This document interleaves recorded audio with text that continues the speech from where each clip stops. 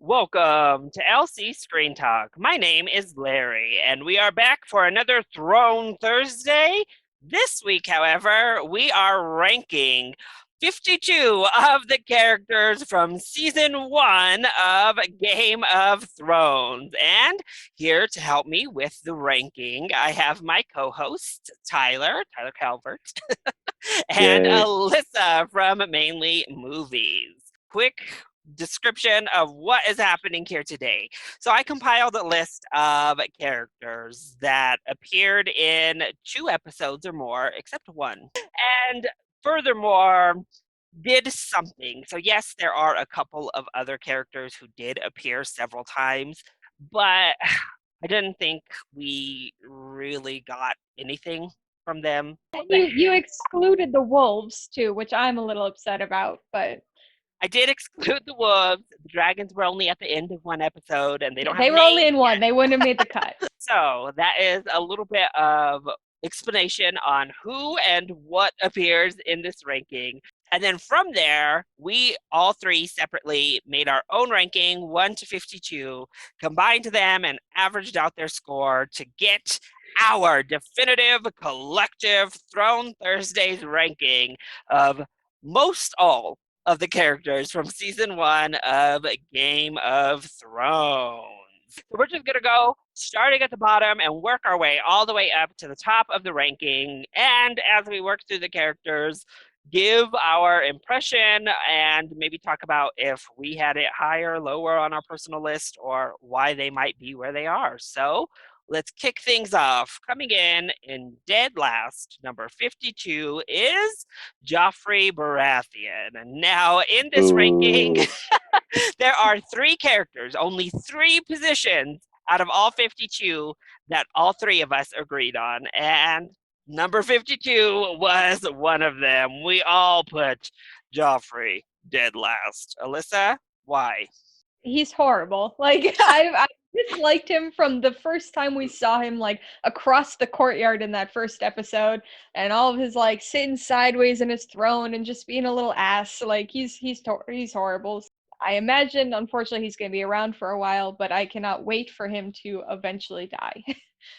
Tyler, any redeeming characters to Joffrey? Or Oh, like characteristics? I wouldn't say so. I think he's a very I think he's just a bratty child, and he's now that he has all this power, it's just going to be miserable to watch him on whatever he does as the king. Bratty child, emboldened with power, and a power hungry mother does not make for a good combo. So moving right along, we all 3 also agreed on number 51, and that is Viserys Targaryen. Now, the first time I watched the show, and every time I have ever rewatched season 1, for the first half of the season, Viserys was far and away my least favorite character before he dies, and I would say up until Joffrey becomes king still, or episode 9 probably. Viserys is still number 1, and then Joffrey just goes that extra mile of terrible. But at least Viserys got a cool death, so if that's a Yeah. redeeming factor, I guess. But Tyler, One. why'd you put Viserys so low? I mean, he was just a terrible all-around person, bossy, emotionally and physically manipulative, everyone around him terribly. And I guess, in the end, the redeeming quality is he got his comeuppance thanks to Khal Drogo. Alyssa, you mean you weren't rooting for Viserys to get that Iron Throne? No, I was not. I agree with what you were saying. Well, I agree with what both of you have said, but Larry, what you were saying about how he was actually kind of the worst in the first half or so of the season. If he had lived longer, I think he would have been kind of duking it out Would have with been real Joffrey for that close. last place. But luckily he got his crown, and Mm. was no longer an issue in the show. One abuser, dead. Now we deviate for quite some time. We did not Oh agree man. with these middle portions of the rankings. But in saying that, these next few certainly were pretty low on all of our rankings to varying degrees. Coming in at number 50, we have Robin Aaron, aka Milk Boy. Milk Boy. Yes, he was seen as even worse than his mother, I think, on all three of our rankings. What was it that rubbed you so wrong with Robin, Alyssa? He's Milk Boy. Like it's just so I don't know. Like I don't really have a verbose or kind of articulate way of expressing why I don't like him. He's Milk Boy and he's just ugh. Tyler, do you have reason to put him so low? I guess almost in the same vein as Joffrey. I guess just not as bad as he's just another kind of annoying, whiny, bratty child. And I guess in this sense, he's just like a little bit weirder because of the actions that he does. I mean, he did just vehemently want to kill Tyrion. He just wants to see people fly through that damn moon door so badly that he's like a little psycho. That's what I mean. It's like almost in the same vein as Joffrey, just is not as not as old, of course, but doesn't have as much, I guess, in that capacity, violence craving. Well, just beating out Robin Aaron was number 49. Lysa Aaron, his mother, comes in one position higher. So why did you think Lysa ranked in above her son, Tyler?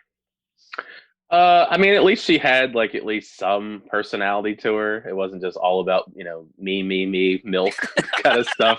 That just weirded me out. At least she had at least some character, some personality towards her, especially in the scenes with Catelyn. But I mean, she wasn't that much better, of course. But at least she was at least a little bit more of an interesting character. Alyssa, thoughts on Lysa? Yeah, I agree with that. She had a little bit more to her character. Not that she was great. I mean, I'm glad she's as low as she is in this list with all of us. Because I mean, not only is she kind of facilitating Milk Boy and his dairy cravings, she wasn't really that helpful with Catelyn, and it was just a weird dynamic with her, and she just didn't seem to be interested in anything other than having Tyrion Killed. killed. Was also a sore loser when he won his battle. She was a sore loser up there. So coming up next is actually the one character on our list that was only in one episode, but he made a big enough impact that I put him here anyway. So at number 48, we have Walder Frey, aka Janitor Man from Harry Potter. I actually haven't watched most of the Harry Potter films, so I don't know his character. But Walder Frey, the nasty old Scrooge man. Alyssa, your thoughts on him? He was just kind of creepy. The whole Milk Boy, Milk Mom situation was creepy, but that was in its own way. Like he was just like old man creepy and like sleeping with a 15-year-old. Yeah, that part. And I don't know, like you said, we don't have that much to go on with him. I mean, we saw him for like, I don't know, like 4 minutes in like the whole season. But I also don't like this kind of forced deal that he has sort of imposed on them to let them pass or whatever. And so I imagine we're going to see him a bit more in upcoming seasons, but I don't really want to see him anymore. All right, Tyler. Yeah, kind of about the same. Just a weird, creepy old dude preying upon people. I could have wrapped it up any better the way, with the dealings with Rob. Yeah, he's just vile to me. For better or for worse. I have him low. He is nasty. He is vile. Talking about squirting you off into your mother's belly. And so I was like, oof, no. Yeah. I can't. It's nasty. Coming in above Walder Frey at number 47, we have Cersei Lannister. So one of our incest twins down at number 47. Why did you put Cersei so low, Tyler? I think she's also just another character with like a really bad mean streak. I mean, you can definitely tell there are inklings of what's to come. Very, I guess for lack of a better term, she is kind of like a bitchy character. Like, she's just like a very evil, manipulative woman. And the stuff that we've seen unveiled, at least in the first season, doesn't make me like her all that much. And I don't think I'm going to like her too much going forward, but I don't know if that's the idea. What's that? Yeah, I mean, I really don't like any of the Lannisters other than Tyrion. And so, like, I mean, and she's, of course, one of the incest twins, so she's going to be low. She, Jaime, and Viserys were, like, the worst for the first half or so of this season. And I don't like her. It's interesting because it seems like our average deviates a little bit from me. I mean, I had her really low, but I actually had her above Jamie. I don't like her, but I think she's more interesting. She's more manipulative in a different way, not in like an arrogant way, but like an actual like strategic way. And so I think she's a slightly more interesting character from that perspective, but I still very much dislike her. Yeah, Cersei is one at the start. You don't really like her, but it's definitely that moment where she gets lady killed that like turned me on her. So that was the moment that I was like, oh, she's a witch. Okay, I see you. Her only redeeming factor is kind of with Alyssa that she doesn't rank down with someone like Joffrey is that she at least moves smarter. She at least is playing a game and like has some sense to her. Well, she was Absolutely. she was very surprised when Joffrey had Ned killed. Like she was like, Yeah. "Wait, no, like this is Yeah. not a good idea." That So was like her most redeeming moment of the whole first season. Only she had helped him actually not do it. Coming ahead, just ahead of Cersei Lannister at number 46, we have Sansa Stark. Now, if you all watched our last episode, I know you are angry with us over Sansa, and I know our opinion as a collective reaction when it comes to Sansa has not been so popular with people watching. But I will go ahead and start off.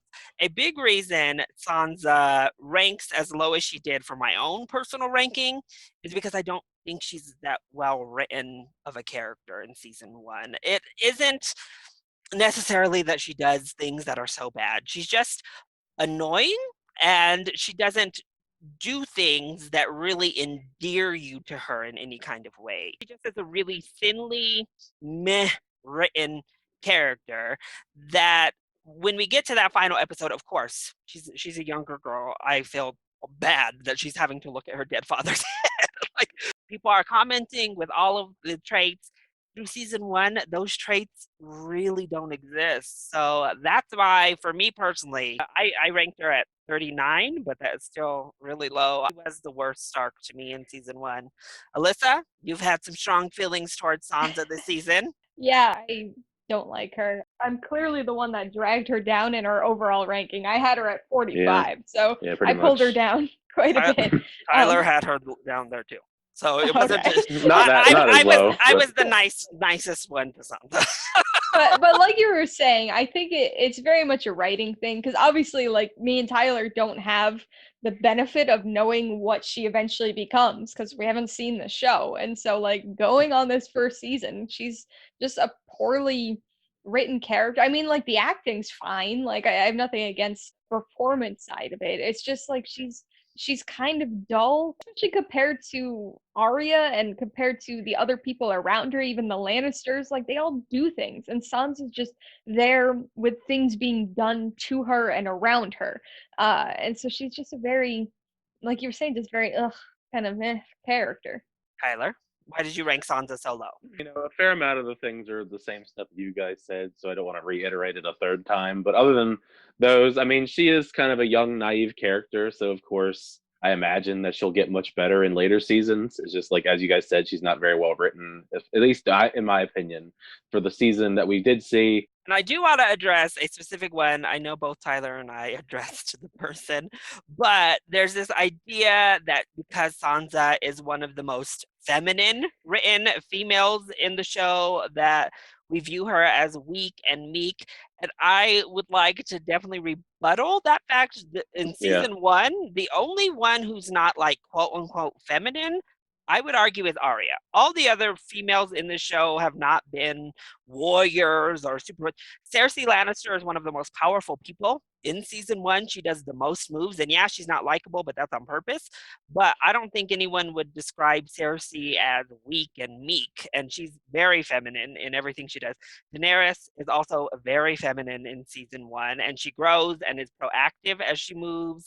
Catelyn is very feminine. I think people are reading the wrong message into that, and I wanted yeah. to just quickly talk about that. So number 46, the most controversial character for ours was Sansa. Coming in just ahead of her at number 45, we have Grand Maester Pycelle, the lying old man. Tyler, what was your takeaway from Pycelle this season? He wasn't very likable either. You mentioned was kind of like the sealing the deal for me when it comes to okay, well that I really don't like him now. I didn't like him that much beforehand, but now that I know, what we saw towards the very end of the season, I mean, I definitely don't like him. And Alyssa? Yeah, I mean, I don't have a ton more to add beyond that. He was sort of a whatever character for the first few times we saw him, but then like towards the end when he just like was like, no, like what are you? Oh, come on. That nearly see-through robe sealed the deal for you, Alyssa. And That Oh whole yeah. scene. Oh yeah, that scene. I that thank you horrible. for reminding me of that. I almost had put that out of my mind. Yeah, so that put him pretty low too.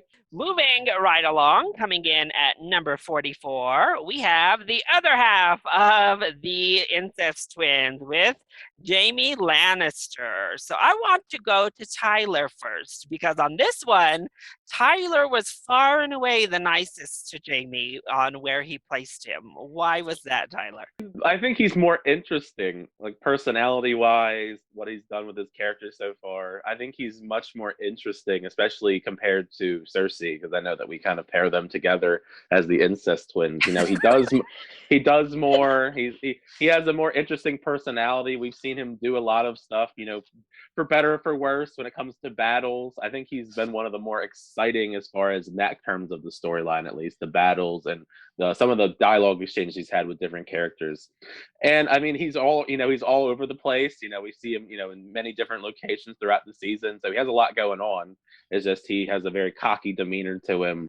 And I guess we're going to maybe delve into that later on. However long he lives, he could die in the first episode next season. For all I know, he is captured. Last time we saw him, I thought he was a decent character overall. So I didn't put him towards the bottom or anything. Did your love for Shrek that skewed you? Maybe a little bit. So, Alyssa, as you alluded to earlier, you had him lower than Cersei on your list. So you were much lower for Jaime. Why is that? Yeah, I had Jaime at 50 out of 52. I don't know.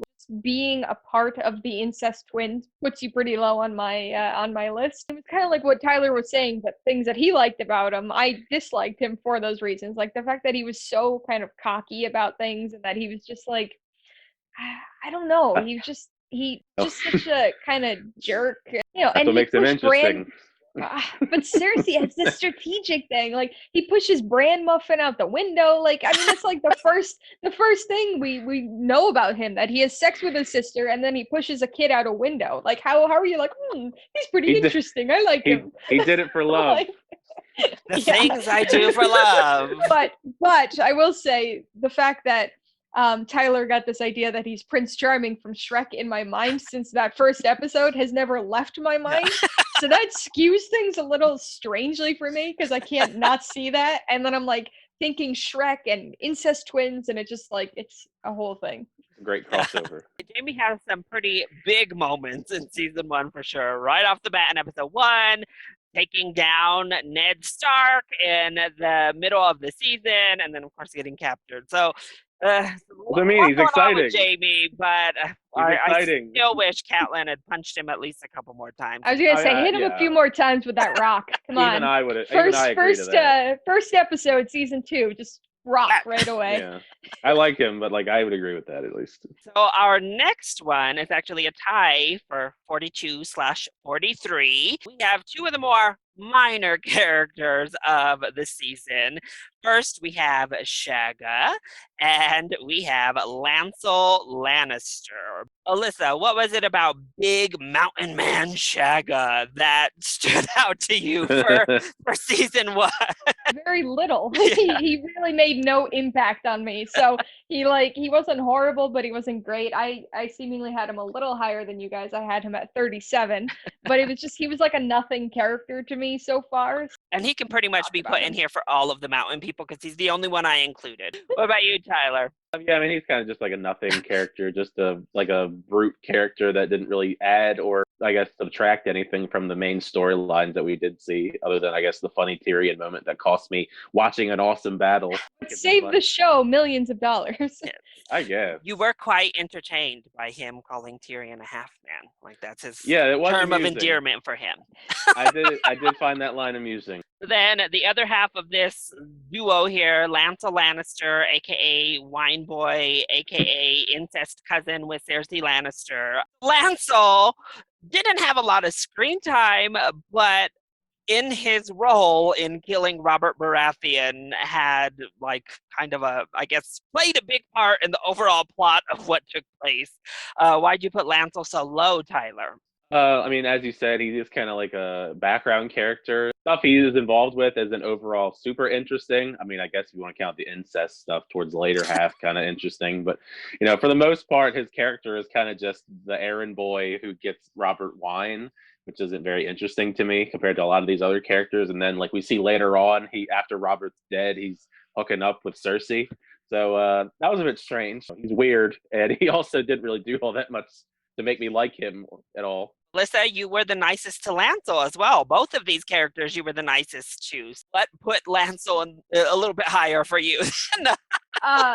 Yeah, I don't know. I have no real explanation. I didn't like him very much. I just didn't like him less than I didn't like other people. I guess like I don't like a lot of people in this show, or characters. I don't mind the people, but like the characters, I dislike a lot of them. So he was kind of just like an okay, she like Tyler was saying, he didn't really do much, but certainly his final appearance as the incest cousin put him down lower than he otherwise would have been. All the people engaging in incest in the show are fairly low on my list. Well, the little booty shot in his final appearance didn't give him a favor for you, Alyssa? No? Nope.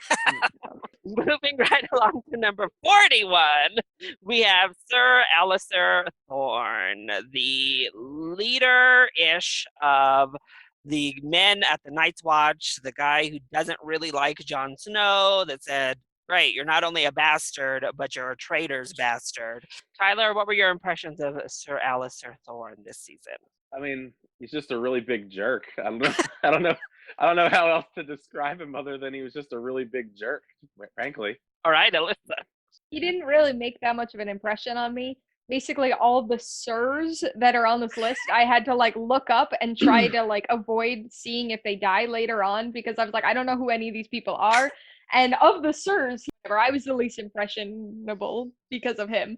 Like he just like he didn't make an impact. I didn't really like him. I guess I like that he like kind of put Jon Snow in his place a little bit, but like I'm not a big fan of Jon Snow. So. I think you have him higher because he bullied characters you don't care about. Yeah. Me and Tyler were like, oh, he's an a-hole. Did he give Samwell shit? Because if he did, yes. Then I should put him higher. He was making fun of Samwell and saying that Jon and Samwell were dating and all that kind of stuff. Exactly. Okay, yeah, put him higher for me then. For reference, me and Tyler both agreed. We had him at number 43, and Alyssa had him at number 30. So she was much nicer to Sir Alyssa than we were. I guess. I don't know. Moving right along was probably one of the more obscure characters to make this entire list. At number 40, we have Illyrio. Now, Illyrio technically showed up in 2 episodes, though very briefly in his second appearance and also pretty brief in his first. However, he is the man that is housing the 2 Targaryens in the very first episode and helps to arrange and sell Daenerys to Khal Drogo. Then we only see him once more as he is plotting and scheming with Varys. That's the man Varys was talking to when Arya was hiding inside of the dragon skull and hearing them talk about potentially killing Ned Stark. So, Alyssa, did you have an impression of him? No, he was another one that I had to like Google to remember who the hell he was. And I didn't even remember that he was in more than just that first episode where we saw Daenerys. So that might have I might have put him a little lower if I had remembered that. But he's pretty much dead center in my list because he didn't have an impact either way. I didn't dislike him, but I didn't like him. He ended up being ranked sort of high just because of that. Not high, but mid range for me, just because he was a whatever character. Tyler? Yeah, I didn't really have too much of a strong feeling, love or hate towards him. I mean, I guess it's kind of a bonus point. I liked his beard. Like, I liked his I little was gonna say he was twisties. the one with the cool beard, He had right? a I cool Yeah. liked his little. beard. I liked his little twisty tie. The way he had his beard. I was a little jealous of that. So maybe that's why I bumped him up a little bit higher than I would some other characters. That's because of the plotting when it comes to Ned Stark. I wasn't a big fan of that, obviously, because I like Ned Stark. All right, well, moving right along. Coming in at number 39, we have Sir Gregor Clegane, aka the Mountain. And we all remember the infamous scene of the Mountain whacking a horse's head off of his body. And that was It certainly was the big wild. that was his biggest impression on screen. We are alluded again to the Mountain as we move through the season and what he's doing. But Tyler, your takeaways for the Mountain this season? Well, I had him a lot higher just because I thought he was really cool. Tyler! So you're how he got up so high in this list. I thought he was cool. I mean, even besides the horse chopping, the actual jousting match he had, his armor, his whole look, and his stuff with the hound, it seems really interesting to He me. did have the cool helmet. I mean, I thought he was a really cool character, and he's giant. I mean, he's called the Mountain. I keep hearing about his escapades in the distance that they probably couldn't shoot, afford to shoot, that I would like to see. So I hope he comes back again, and we get to see him just be this mountain of a man. Maybe less horse chopping, but at least some cool battles, at least. For reference on this one, me and Alyssa were almost identical. I had him at 44, Alyssa had him at 43, and then Tyler had him at number 20. So he's a cool character. The way he got into the top 40 is because of Tyler. Alyssa, what impression did the Mountain make on you this season? Not a good one. Basically, the horse head chopping thing was the most vibrant in my mind and memorable aspect of him. Just the story of like what he did to his little brother, and it's just like I don't know. It's just That's kind of cool too. I don't know. His little brother, right? Giant little brother, but Tyler always chooses violence. Hey, I mean, it's interesting. Coming in at number 38 is Maester Lewin. So Maester Lewin is the Maester old man up at Winterfell, the little old man basically taking care of Bran and the wildling girl. So yeah, Maester Lewin, he was in almost every episode. He just is kind of there as a guiding figure for Bran. Alyssa, any thoughts on Lewin?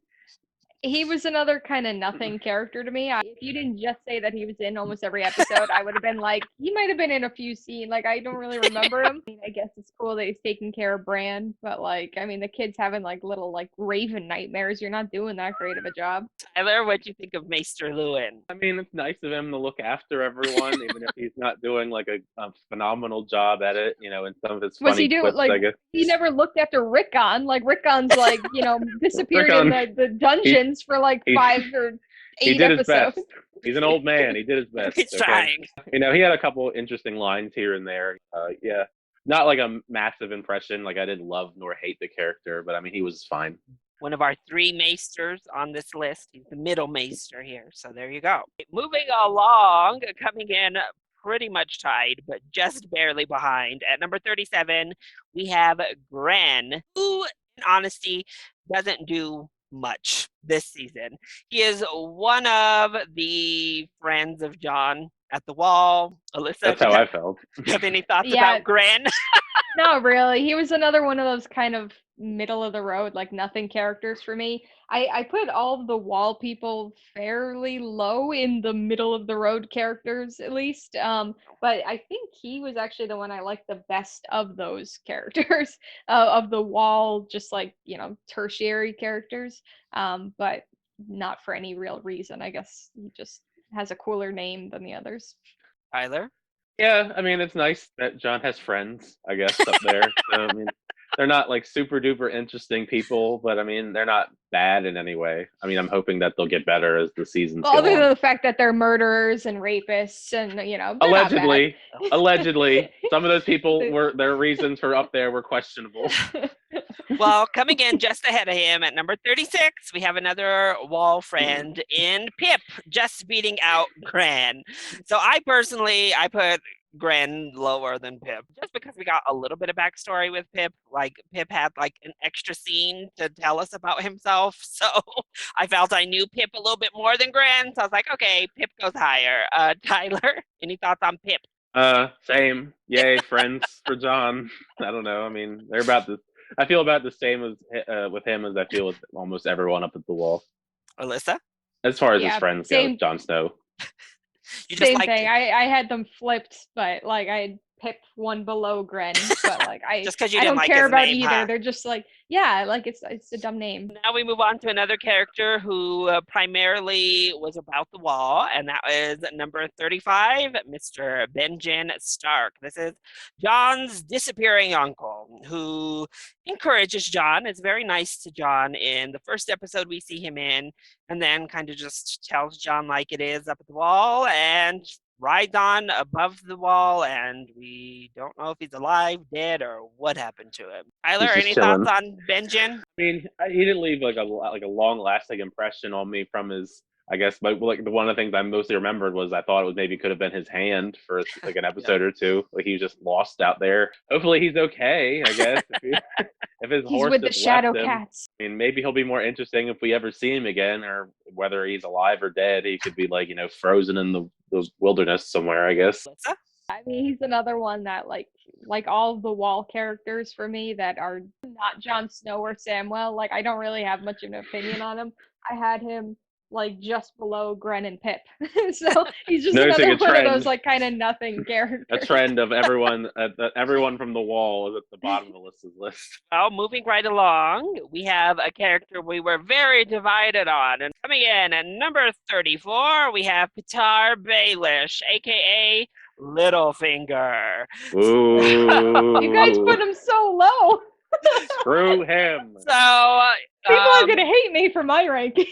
so Alyssa, you put him in your top 10. Why is that? I thought he was very interesting and I liked him. I'm still not convinced that he is like a purely bad guy. Like I think he just like works for himself and like You kidding me? whatever is going to be most advantageous to him in the moment, he'll go with. And so like I don't think he was necessarily lying to Ned for much of the season. I think it's just things changed for him in the moment and he betrayed him. And so it was just the main important thing of trusting him. No big deal. but right, we kind of have him and that whatever the guy, the Varys. Varys. They are like kind of paired, at least in my mind, because we almost always see them together or kind of in the same context, and I can't stand that guy. And so that also helps. Plus, like Littlefinger, like what kind of name is that? It's weird, but then his like real name, Peter Baelish, but it's with a Y. See, it works with him, not with Pip, but with Peter with a Y. It's kind of cool. You're like, okay, And I so, like that. I don't know. Yeah, Alyssa had him up at number 9, and then we go to mine and Tyler's ranking. I actually had him the lowest, which surprised me. I thought Tyler would have been as low as me. I had him at 45, and Tyler had him at number 37. So, Tyler, Low. why is he so low on your list? I mean, how many times do I got to point out how untrustworthy he was in the show? Like, if you just watch the episodes of me reacting to them, I'm like, I don't trust him every episode. And then he finally flips on Ned, puts a knife to his throat, and he's like, I told you not to trust me. It's like, I knew it. I knew it. But Yes. he's very, very evil, manipulative, kind of just, you can't trust him, obviously. I mean, that's one of the most, I guess, big traits when it comes to him is how untrustworthy he is. You never really know if he's on your side. And I don't like that about him. And I think he's also kind of mean to Varys, always talking about his eunuch ways. And it's like that's like they have like a battle of wits, and it always just boils down to like talking about his lack thereof genitals. Pretty much, I was like, oh, hell no. The first time watching it, I'm done with Peter Baelish. But he certainly is one of the more interesting characters. I definitely think that. He is one that you're always watching, always kind of like, even when he's not really doing anything, wondering what he's doing, what he's up to, if he's pulling strings back there. But overall, he came in at number 34. Alyssa, Ooh. I really pulled him Alyssa up. did her work to push him this high. Ridiculous. But just barely actually ahead of Peter Baelish is number 33, Barristan Selmy, Sir Barristan Selmy. So he is the old knight that Joffrey dismisses that was out with Robert on his chore to kill the boar. He and Robert exchanged those brutal war stories out on the battlefield. And then, of course, the moment when Joffrey tells him you're too old and you need to leave. And he throws his little bit of a fit and walks out. Tyler, any thoughts on Sir Barristan Selmy? Yeah, I thought he was a decent character. I mean, I would have liked to have seen him gone out with more of a fight, I guess. But I mean, I liked the back and forth exchange in that moment where he actually back talked. The whole room of people just didn't care what they were gonna do, and he's like, they were gonna retire him, give him a little building, to retire in, right? Where Yeah. you just go retire for the rest of his days and die. And he was like, I don't want that. I want to die.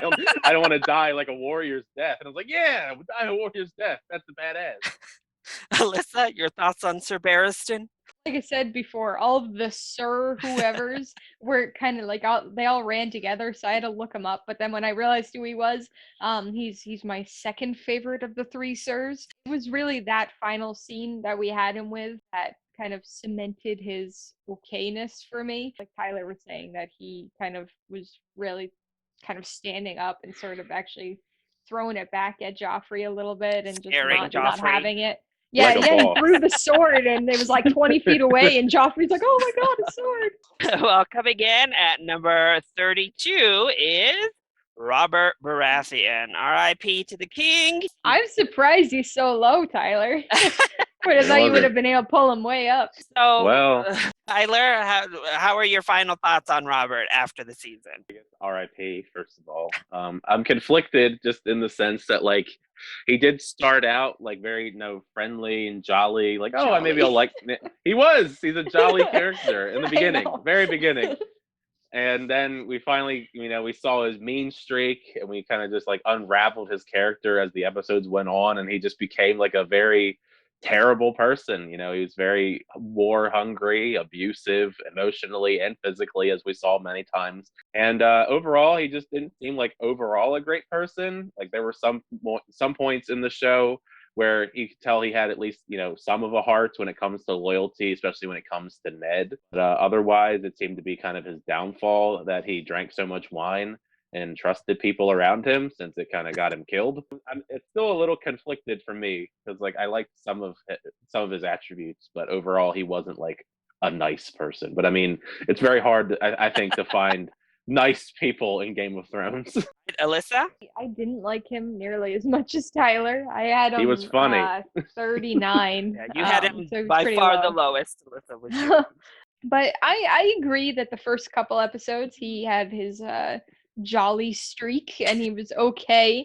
He would say things that were like, what are you saying? And they would make Tyler laugh, which was amusing on my end, hearing him laughing and being like, oh, he said that, okay.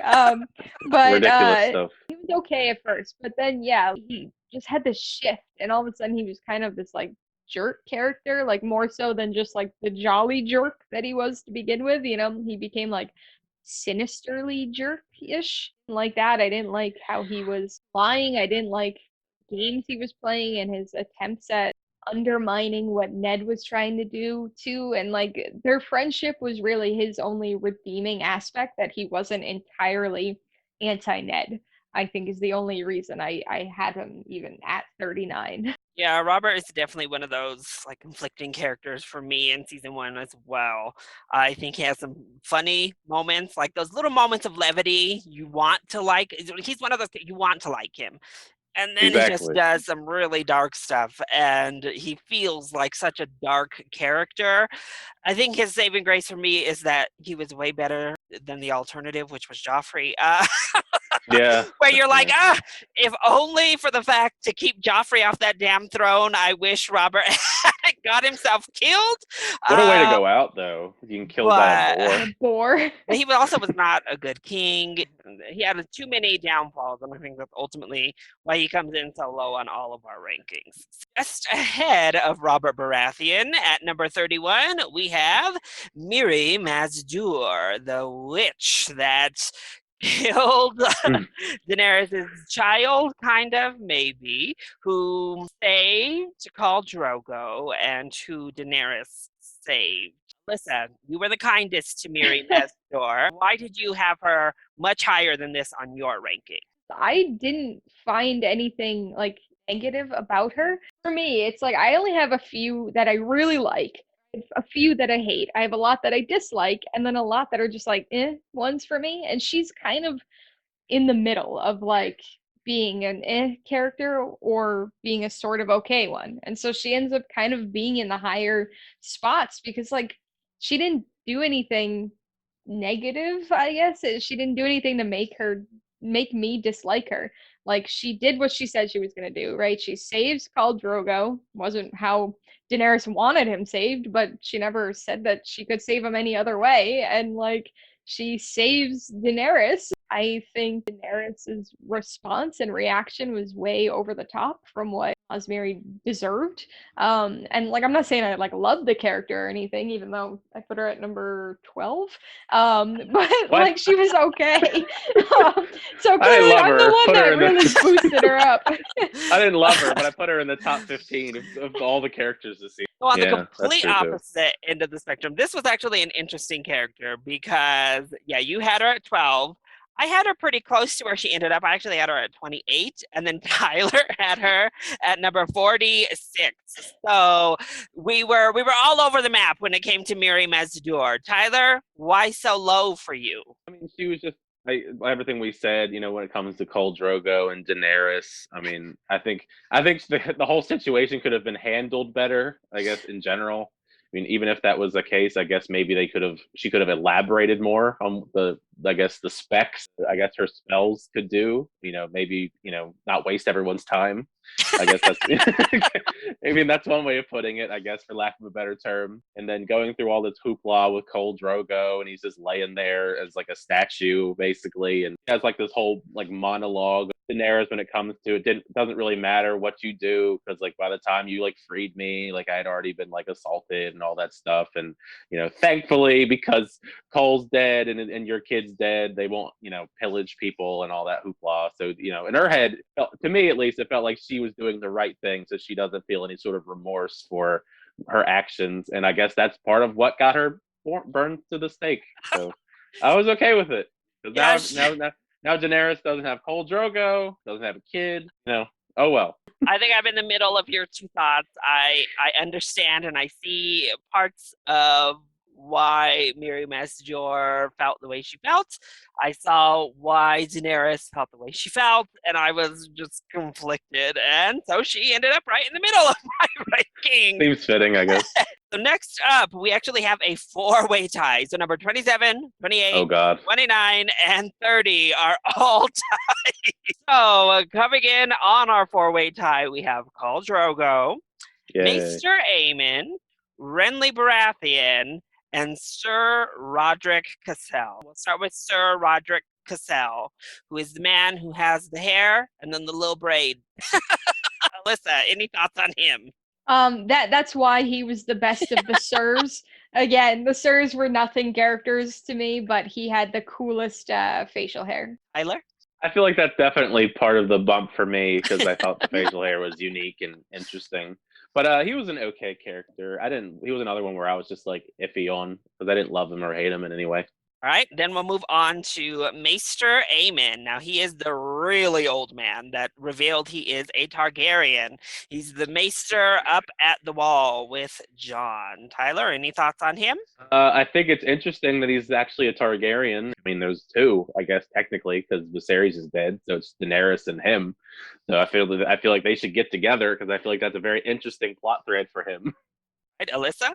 At the beginning, he was kind of just one of the nothing wall characters to me, but that reveal of him being a Targaryen was what bumped him up a little bit.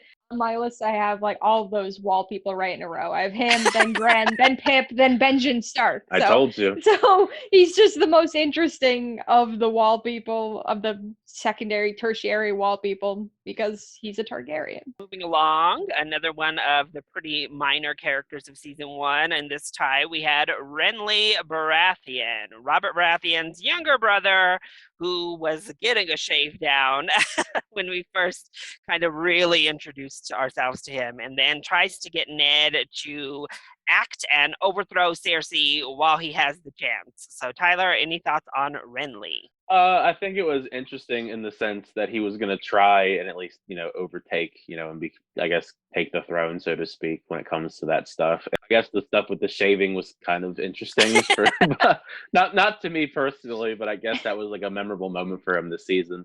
And I also just thought it was interesting how he just pieced out at the end of the season. Just like, I'm leaving, so bye. If you're not going to act, Ned, I'm not going to stay and get killed. I'm out. That's what I mean. I respect that. He's like, all right, well, I'm not going to stay around here. Right, Alyssa? Yeah, I feel like he was a character that we heard people talk about more than we actually saw him and saw him doing things. He was involved, but not so much. So really, his shaving scene was the most memorable part of his appearances in the season for me, unfortunately. And I'm still disturbed by the unevenness of that shaving job. He was kind of just an sort of character to me. I didn't like dislike him, I guess. I mean, it was kind of crappy that, like Tyler said, they just like pieced out when Ned didn't do what he wanted, but he made the right choice. Yeah, in the end, it was definitely what he should have done to save his own life. Then definitely the most main character of this four-way tie, we have Khal Drogo. Alyssa, your thoughts on Khal Drogo after it was all said and done? I was not a fan. I was never really a fan of his. I imagine I probably put him the lowest. I had him at 40.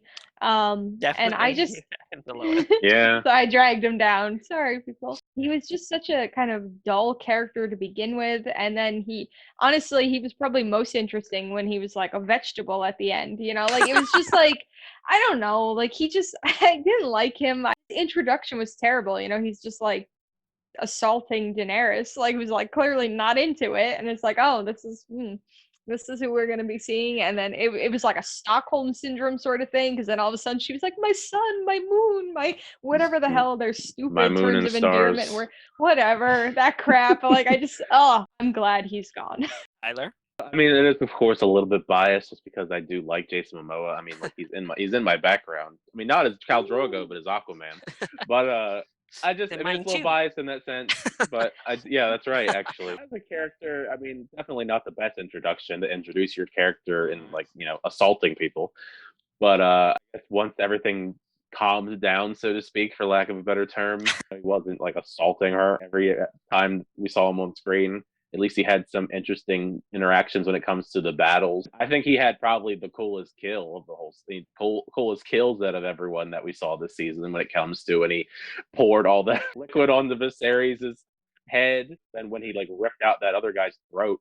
So, I mean, I think he had the most interesting kills of the season. His stuff with Daenerys, I mean, it wasn't really, it was like a Stockholm syndrome kind of thing. It wasn't great. I was rooting for him to survive. I was very upset about that. I will say they have quite the like fandom who just loved the Khal Drogo Daenerys romance. Is it like a Joker Harley Quinn kind of thing? I think so. I never was that. I love Daenerys. I was House Targaryen right off the bat in season 1. Yeah, nothing in your background has Khal Drogo and Daenerys. It's just Daenerys. I was not. I was like, this is not a good. No, y'all stop. Do not romanticize this. But I mean, it had memorable moments. That's for dang sure. He had impressionable moments that just was like, oh damn, in season 1. So he had the braid. So yes. That too. Coming in just above that quadruplet, we have number 26, Septa Mordane, the old lady who took care of Sansa and Arya, basically. Mostly Sansa we saw her with. Alyssa, any thoughts on the Septa? She was an okay character. She was another one that like didn't make too much of an impression on me, but I guess of what I saw, I thought she was a positive character. Like I kind of liked her. I liked her interaction. There was a moment with Sansa that I remember when she was like, "What do you care about how what my hair is? Like, what do you have?" She's like, "I have hair under here. Do you want to see it?" And Sansa's like, "No." But Yeah. I don't know. I liked her, and I was really hoping that she was gonna like bust out some I know. ninja moves or something at the end, but we Fail. got her head on the stake. Kind of going back to Sansa's characterization, the moments with the Septa Mordain actually showed Sansa's rudest moments. I think she has several rude moments to Septa Mordain. So I did like the time when she's like, "You're being rude, Sansa." Tyler? Yeah, I had a bit lower in my ranking just because I didn't really find her that interesting. I don't know if it was attributed to a lot of her scenes being with Sansa, who I wasn't like a big fan of, but I just never. I guess just like with you guys, I was hoping she pulled out some cool moves to survive. As you could see in the reaction when it happened, I wasn't that torn by seeing her head up there either. Coming in at number 25, we have Hodor, aka Giant Man. Yay! You guys put him way high then. Yeah. Literally the most memorable moment for Hodor in season 1 was showing up naked on the screen. So yeah, Hodor, Alyssa, you had in the 30s, you had him down at 36. What are your lasting impressions of Hodor, Alyssa? That scene that you were just speaking of, that's like the only, because I was like, who the hell is this guy? Like, what is this naked guy? And then it was like every time he would show up later on with his clothes on, I was like, wait, is that the naked? Like, he just like, he had no, I mean, it's cool, I guess, that he's just like carrying Bran Bran. around, but like him being just like randomly naked when like Osha shows up, right? It was just like, well, what? It was just weird. Tyler, why'd you have Hodor higher then? Found him amusing. I thought it was amusing seeing him kind of just be like this shuttle for Bran the entire season. How he would just carry him around and just leave him places and come back and get him when he felt like it. And that naked scene was memorable. I mean, not for I guess the greatest things. And I guess he doesn't really have any lines of dialogue, doesn't Well, he? Just Osha only was say pretty Hodor? impressed, so. Yeah, all he says is Hodor. I was gonna say he doesn't really have. Wait, much he says his dialogue. name? He He's does. like a Pokemon? Yeah, He's so like- all, he's all like- he can say is Hodor. He's like Station He's from Groot. Bill and Ted. I just found Hodor to be endearing and sweet for the most That's part. what I mean. He doesn't He's do much, amusing. but he's just kind of like this lovable giant character running around. He carries Running Bran around around naked. everywhere. Sometimes clothed, Sometimes clothed not. with so many like outwardly like characters. Hodor's just kind of there. So he's friendly and around. He's Coming in at number 24, we have Loras Tyrell, which Tyler heavily skewed upward. Tyler, you had him at number 12, Alyssa had him at 32, and I had him at 33. Why did you put him so high, Tyler? Obviously, it's going to be brought up. I'm biased because of Iron Fist. But other than that, I thought he had a very interesting introduction episode. I mean, all around, whether it be the fights themselves when he was taking on the mountain at the jousting. Eating the mountain. That's what I mean. He had that, and he also had the fun little moment where he was trying to give the rose to Sansa, or tried to give the rose to Sansa. So I thought there was going to be like a love triangle there between him and Sansa and Joffrey. Then we found out, he doesn't swing that way.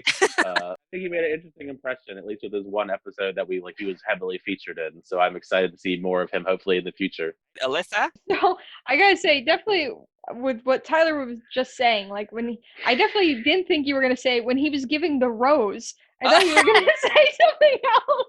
Well, that too. So, When he was anyway. slurping sounding Yeah, on our slurping caption. Well, that was also an interesting moment, I will say. I agree. I think his jousting moment and taking down the mountain. Even though I was concerned he didn't have the most protective helmet in the neck area, which seemed to be the other guy's issue. I had kind of forgotten he was the shaver in the shaving situation. And I was reminded of this before we started recording. And so if I had remembered that, he would have been a little lower for me, just because I am too OCD for him to just shave one pit and leave the other one Harry. He moved on to a new job before finishing his first. Number 23, we have Lord Commander Mormont, old leader of the men at the Night's Watch, the man who gave Jon Snow his nice fancy schmancy sword that was saved by Jon and Ghost against the White Walker this season. Alyssa, how'd you feel about Lord Commander Mormont?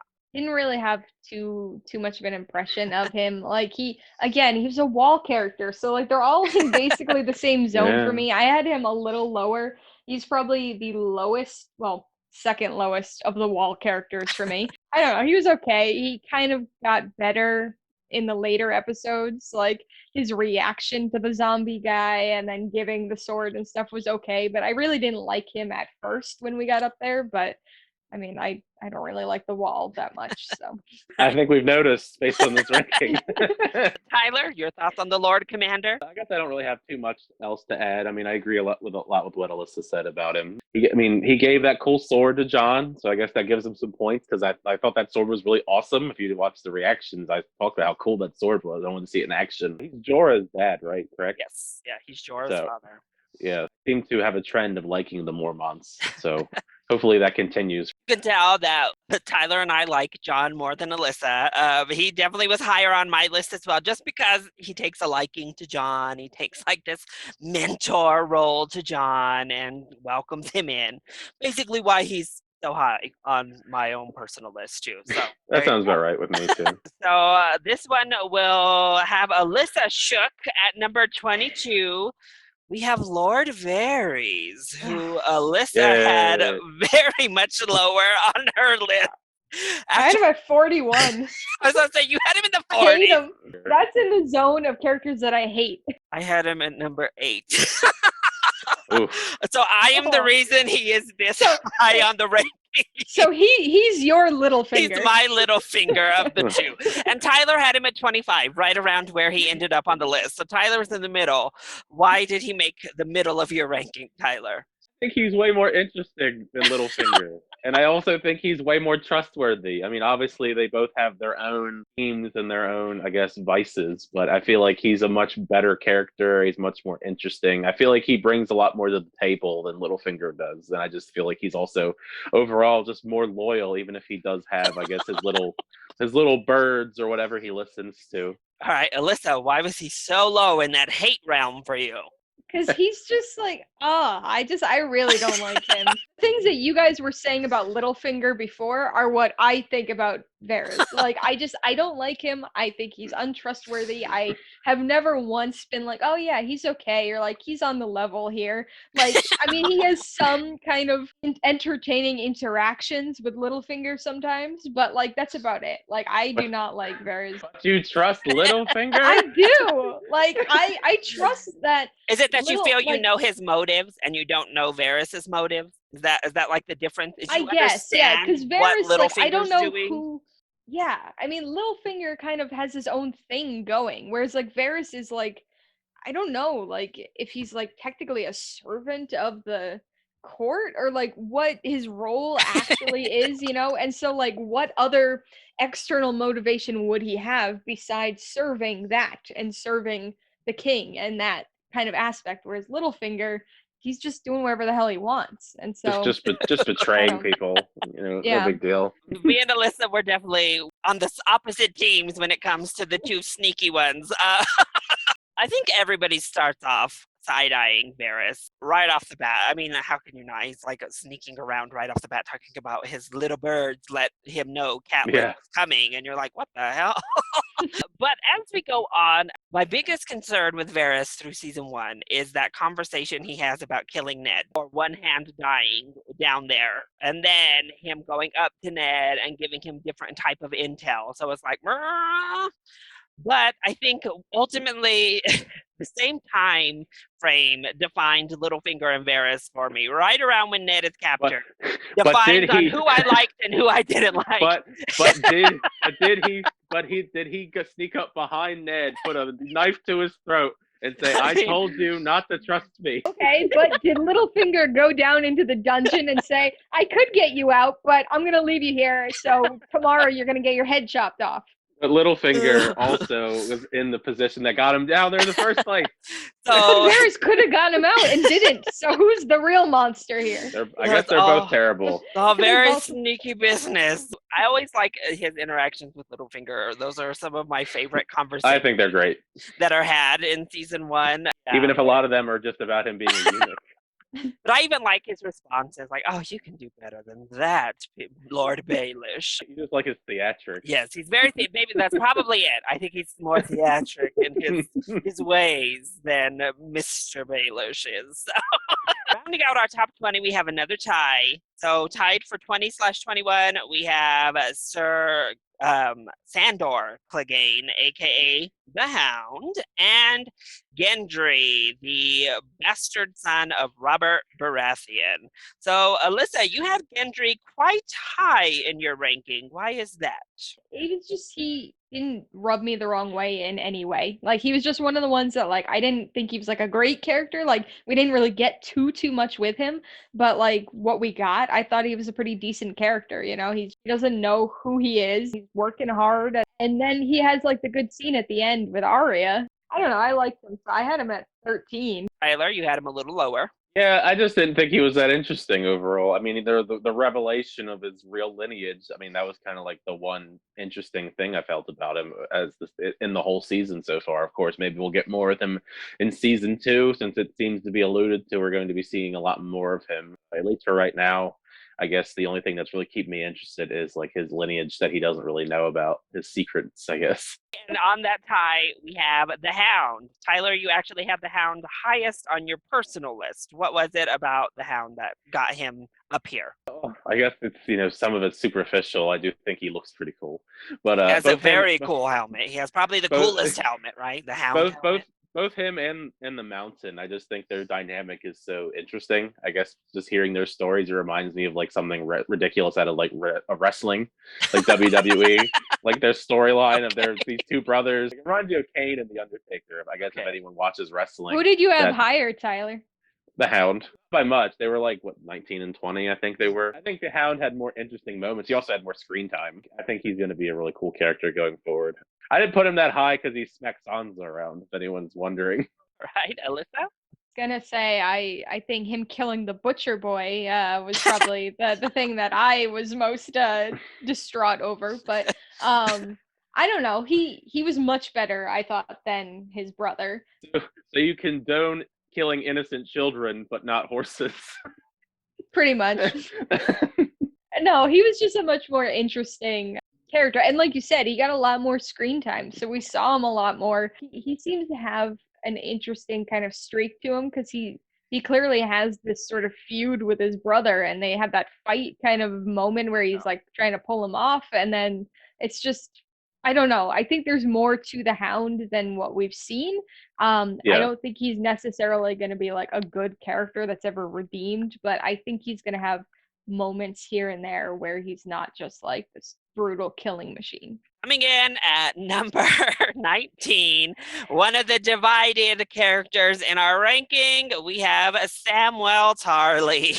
Yeah. God, what would it have been, like number 3 if I wasn't here? So Tyler and I actually agreed in our rankings. We both had him at number 10. And then Alyssa has Samwell down at number 47. So, Alyssa, why is Samwell at 47 for you? Oh, God. I cannot stand him. I don't know, like, how to articulate it, I guess. I just, like, something about him. He's just this little, like, not little, he's just this weak kind of just, like, buffoon that ends up at the wall. And it's like, I don't like him. And I don't know, like I don't have a good reason, I guess, other than he's just like not an interesting character. He's like this weird little like leech that like latched onto Jon Snow, and like Jon Snow was like, well, I have no friends, I guess I'll be friends with you, like little leech. I cannot wait for him to die. Right, Tyler? Why did he make your top 10?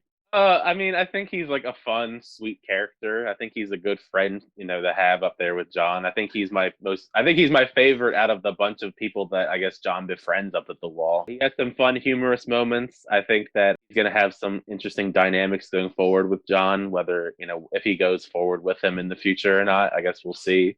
I mean, he had one of the more funny comedic moments when he got hit by that branch, but that's irrelevant, I guess.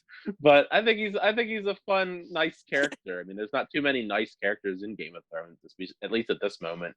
So it was kind of a nice change of pace having like this kind of nice bumbling oaf kind of side character up at the wall when everyone's like all terrible people almost because they're all stiff and cold and angry and grumpy. There's no room for nice, sweet people in this world of Game of Thrones. I hope he lives. It's definitely Littlefinger and Samwell who are the biggest divide between the two of you in your ranking. Then moving right along, at number 18, we have the long, mysterious Rickon star. Oh, God. Little Ricker made it up to 18. Alyssa, you weren't sure he existed, and you weren't quite ever sure of what his name actually was. Why did he find his way so high on your ranking? He made it into my top 10. He was my 10th. Because he was so mysterious, because he became this kind of joke amongst us that he didn't exist, but he did. And like, I think that was part of it. It became like, we talked about him every episode. Even I know. I was like, it felt like he was like a deep, like integral part of the show, even though he never was until like 2 episodes. And we have gotten very little with him. He popped up and they're like, where were you hiding? And it's like, I don't know, apparently in the dungeon for 8 episodes. And then he has like this weird little mental connection with the 3-eyed raven. I don't know, all these other characters, like Bran needed that whatever guy, the Meister guy or whatever, to take care of him. And Sansa needed Septa Mordain. Yeah, Septa Mordain. Like little Ricker. Rickon, he didn't have anybody. Nobody knew where he was. Nobody knew what he was doing. And he's like the youngest one of the bunch. And he's like taking care of himself. He's just wandering around Winterfell. So he's a cool character. And yes, and he has the cool ass wolf. Stupid name, but really cool looking one. Excited to see more of Rickon, or as I prefer, Little Ricker. All right, Tyler. I mean, it was kind of amusing each episode, wondering if he was there or not. But it was amusing in that sense. But when we do actually get him on screen, he had a couple interesting moments, mostly in the last couple episodes when he did appear in the dungeon area with this shaggy dog. I guess he was just chilling there for most of the time. I mean, at least he knew to kind of stay out of the drama of the show. Maybe that's for the best because it's kept him alive all this time. Yeah, just chilling with his direwolf this whole season. He's just that's out what I would do. Doing his own little thing. Yeah, we need like a side quel about what was he doing during all this. Again, at number 17, we have Tywin Lannister, which Alyssa had much lower on her list. So why did you have him so low, Alyssa? Mostly because he's a Lannister, I think. I don't like them other than Tyrion. I guess he was one that he didn't really do that much directly that we saw. Like he was just kind of like there, like planning the battles and stuff and like kind of being a jerk to Tyrion. I didn't have too much of a lasting impression of him other than he had that slight negative edge to him. So he got pushed to the bottom of the whatever characters for me, which ended up putting him at 38. I think he's tricking Tyrion with that whole like, oh, now you're going to be hand to the king thing. I think there's something up with that, and I don't trust him. All right, Tyler. I think he's going to be an intriguing, ominous character for the show. Because he's Charles Dance. That's why he's so high. I mean, that is a part of it, of course, but I didn't want to lead with that. But he's an interesting, ominous figure. I think he's very interesting in the sense that he's going to be very strategic when it comes to battles and picking his battles and the interactions he had with Tyrion, and I guess he'll probably have with Jaime and the rest of them. I think he's just going to be a very imposing figure in the future, and obviously Charles Dance is Jaime again. Really cool. Yeah, that too. Hopefully, if not, I mean, I'm sure he'll like rain hellfire down onto like anyone he can with his giant army and like tons of riches. Because then they say he's like richer than like everyone in the Seven Kingdoms. Yeah. Tywin just left. I don't know. He has such a presence to him, and I think part of that is Charles Dance. Yeah, he's ominous. Just has this like regal presence when he walks into a room, I'm sure. So that's just like, oh, who is this man? You seem like an a-hole, but an intriguing a-hole, hopefully. I would have to follow him into battle. Yeah, I wouldn't want to make him angry. I'm sure of Exactly. that He's right off ominous. the bat. Coming in at number 16 is another deceased character. We have Jory Cassell, which was basically Ned's right-hand man who unfortunately is stabbed through the eye by Jaime Lannister.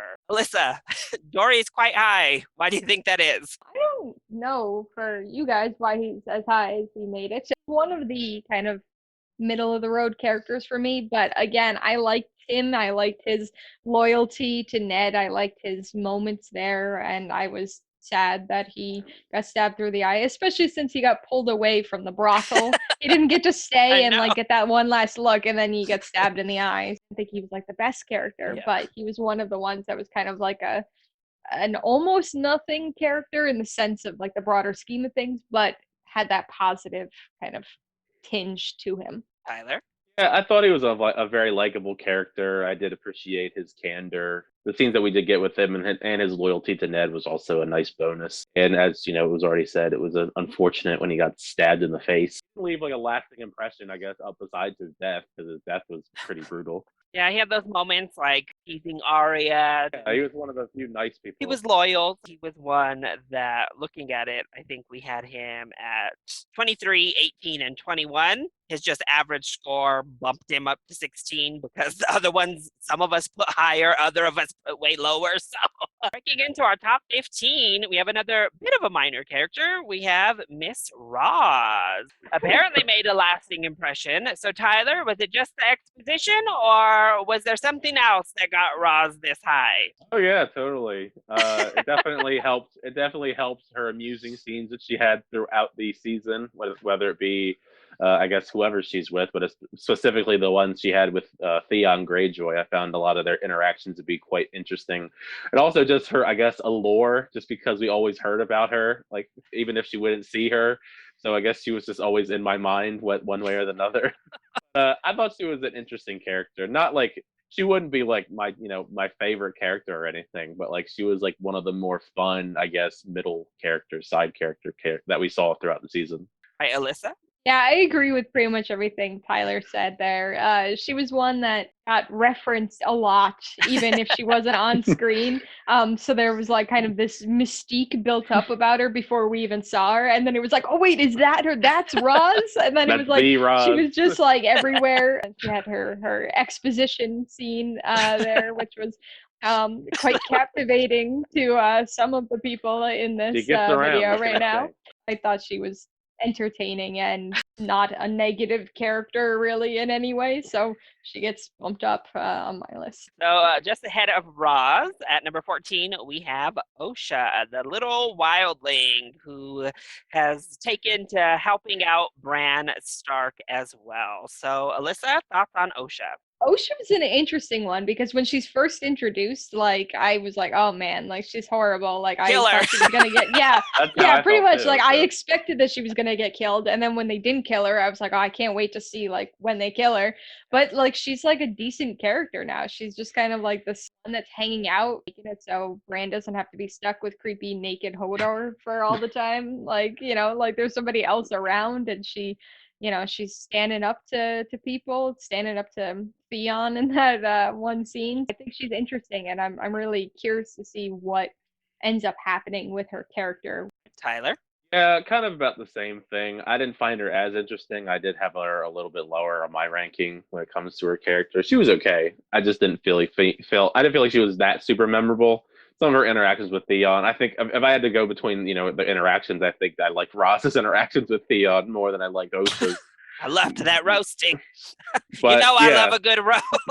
I mean, that's true. The roasting is always good, no matter what the context is. But I think she'll become a much more intriguing character in later seasons. Well, I think she's going to continue to develop as a character. I was one of the ones I was like, I figured they were going to kill her off right away, and then she ended up actually being not that bad of a character. So I guess I'm excited to see where she goes in the future. Her hair has calmed down, as we saw in that final episode. Now we have a three-way tie again. For number 11, 12, 13, we have Syrio Farrell, Bran Stark, and Theon Greyjoy. So we'll start with the least prominent character, Syrio Forel, aka the Dancing Instructor, all the way up at number 11, Tyler. What do you think about that? Well, I didn't have him like that high, so I guess it was you two that made him so high up on the list. Yeah. Not that I didn't like him. He's I pretty thought he high was on mine. I thought he was a fun character with his. I mean, he didn't have very much scenes. He had like the "not today." I guess that's like the one line of dialogue I think of when it comes to him. But like other than that, I mean, he trained Arya. He had some fun little moments with Arya. It didn't impact me as much, I guess, as you two. But I mean, it's a shame that he died the way he did. Because I mean, at least he was noble in his death. You know, he helped Arya escape and all that hoopla. Yeah, I didn't vibe as much with him as you guys did. Yeah, Alyssa, why'd you have him up at number 11 on your list? I don't know. I thought he was a very fun character. Like obviously he kind of gets a little bump in my rating just because of his interactions and his constant scenes with Arya. But I don't know. He had some fun moments and it was like nice seeing somebody with her, because she kind of got like sidelined, from like She was always by things once. herself. Yeah, once Ned got Yeah. up there, he had so much to do, and like Sansa like had whatever Mordain lady that I keep forgetting her name, and she was going after pining after Joffrey, so like Arya was just by herself, and so she had somebody and to teach her, and like have that thing, like because she got needle and she wanted to learn how to dance, and so I don't know, I liked him, I liked his interactions, and like Tyler said, I liked that he kind of had that honorable thing of like helping Arya get away and like kind of basically holding off the attackers so that she could escape. He did a lot with a wooden sword. That's what I mean. He Yeah. couldn't have used the regular He one. almost did it. He almost like- did it with the wooden sword. I mean, you knew it wasn't good when you heard the background. Ah! Yeah, they just shriek in closed Yeah. captioning. But what do Poor we guy. say to the God of Death? Not today. Certainly one of the more memorable lines of the season. Then we have good old Theon Greyjoy, who started to get more prominence as we moved throughout the season. Why do you think Theon's this high, Alyssa? I'm kind of surprised he's quite as high as he is. He was okay. He didn't have too many scenes where I didn't like him. There was definitely some not animosity, but like friction between him and some of the other characters at points. And in those moments, I didn't really like him. I usually sided with the person, whoever it was, that was kind of like pushing back on him. I don't know. He's kind of an character. I don't really trust him. He was okay in this season, but I don't think I'm gonna like him as much moving forward. And I don't know why. I don't have like reasoning behind that. I just like there's something about him that I don't like really and that I don't trust. And I think he's gonna not be good at some point, whatever that ends up being. That's how I feel about Littlefinger. Hey, Tyler, why do you think Theon made it this high? I think he had a lot of interesting banter with people. I think he had a lot of fun banter, whether with everyone really. A giant character, but he at least a lot of his scenes were at least semi-memorable, whether it be with Osha or Roz or even many of the other characters. One of our male full frontals of the season. Yeah, was Theon Greyjoy. that wasn't why I meant he was on my higher on my list, but I mean I guess that is an attribute. I thought he was an alright character. I mean it was one of those things where there's a lot of like middle of the road characters, and I think he was like a little bit of a step above a lot of the middle of the road characters. And then the final person in this, we have little Bran Stark, Bran Muffin, Alyssa, up at the tie for number 11. Why do you think he's at this position? There's nothing likable about him. He's not somebody that I really, really liked. And he's a very frustrating character for me, because of his like either amnesia or just like unwillingness to like say what happened or whatever. And then clearly he's got like some weird stuff going on with his little raven dreams, whether that's like head trauma and concussion symptoms or what. I think he's going to develop into a more interesting character, but honestly, of the Stark like kid children, I think he's the least interesting. I hate Sansa, but she has like a role in things happening, whereas like Bran's just like, okay, you fell out a window, you got a wolf, like you're laying there and you're having weird ass dreams. Okay, but he's Bran Muffin. Right, Tyler? Yeah, a little bit of the same. I am intrigued by his character in the sense that he has this, three-eye raven stuff. he got into some interesting drama in the very first episode when he climbs up and he just gets pushed right back out the window after seeing Jamie and Cersei going at it. And then I guess he does kind of just lay there, at least for a good portion of the season as he recovers. Well, he gets Uh, propped up by trees every now and then. yeah, but he Takes the gets Hodor. around. He has that He little gets, saddle for one episode, and then he starts being back on human backs. yeah, he gets around, but I think he's going to develop into a much better character as the seasons go on. At least hopefully. I think the stuff with the three-eyed raven is going to be really fascinating to see unfold. Here we are, the top 10, finally, and there are no ties in our top 10. Yay! We're kicking off the top 10 with Shay. So, a late addition to our season, but one that clearly made somewhat of a big impression. Tyler, why do you think Shay broke the top 10? I think it's at least a large portion of it's because of her personality. I think she is like a fun kind of mysterious character. She is supposed to be like a prostitute, but like she obviously is educated in some shape or form. So I guess that kind of allures me to the mystery of like what's her true background, for lack of a better term. But I liked her banter a lot between her and Tyrion, and I guess also Bronn as well, as Bronn was brought in for some of those scenes in the later half of the episodes. I am intrigued to see where her relationship's going to go, especially with Tyrion. I guess he's going to be brought along with him if he's going to go be the hand of the king. Not sure how that's going to go because clearly Tywin said not to do that. But at least it should bring some intrigue to that part of the world. Right, Alyssa? Yeah, I agree. I think she's like this cool combination of being like an interesting, kind of compelling, mysterious character, but also being a very entertaining one, and one that has very fun interactions with probably the most entertaining character in the show, Tyrion. And so they've got great banter, and I am really interested to see what happens not only with them, but like what ends up getting revealed about her, because clearly she's from a higher class than she is currently in, or is at least acting in, as the prostitute. And so I'm curious to see kind of what's the reasoning behind that, where is she actually from, who is she really, and if that'll have an impact on anything as we move forward. All right, now coming in at number 9, we have Jon Snow, the highest of the wall people. Now, Alyssa, you certainly had him the lowest on your ranking of BFS. What are your thoughts on Jon? He's a very boring character. I don't have him like super low. No. You made it sound like I have him down with You have like him at Sansa. 20. He's at 20, which is still like that's in the middle of the Yeah. road, and he's above all of the other wall people. Yes. I don't know, just with his little pouty face all the time, and it's just like kind of whiny and sort of just like always like like I don't know, like You don't like the pouty face. I don't like the pouty face. I don't like him. I guess I don't know. Like he's okay. It's not like I dislike him, but I don't like him either. The I don't main know. character of your least favorite storyline. That's true as well. He's got a cool wolf. I like Ghost, but I don't know. And it's just disappointing because like of all of Game of Thrones, right, before coming into this, Jon Snow was the only name I knew. And so like clearly he's gonna be a freaking part of this for a long time. And so I'm just like shit. Like I hope he gets better.